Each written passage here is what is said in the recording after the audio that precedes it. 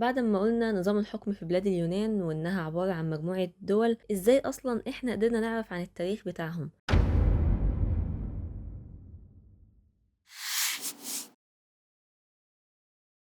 هنلاقي إن في عندنا نوعين من المصادر، مصادر ملموسة يعني حاجات من البقايا بتاعتهم زي المباني والمعابد. المصادر التانية بتبقى المصادر المكتوبة، ودي بتتقسم لثلاث حاجات.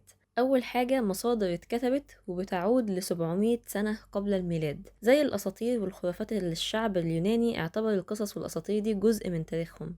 زي مثلا حروب طروادة، الحروب دي حصلت ما بين الإغريق والطرواديين، ودول ناس كانوا جايين من طروادة اللي مكانها موجود دلوقتي حاليا في تركيا.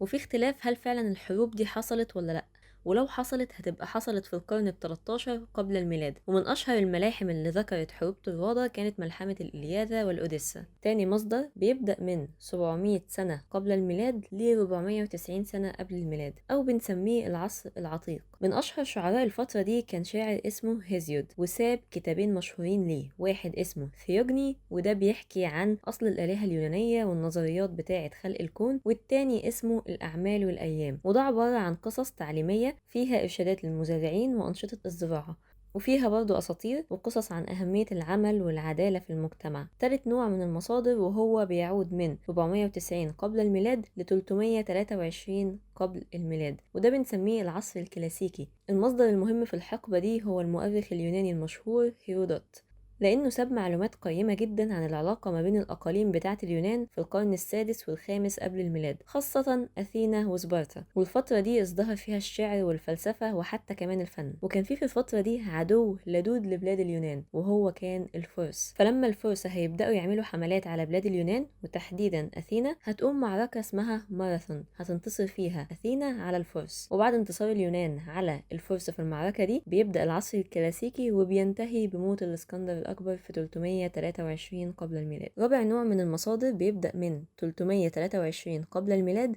ل 31 قبل الميلاد، والفترة دي بنسميها الفترة الهيلينستية. الفترة دي بدأت بموت الإسكندر وانتهت بمعركة أكتيوم اللي انتحرت فيها كليوباترا السبعة.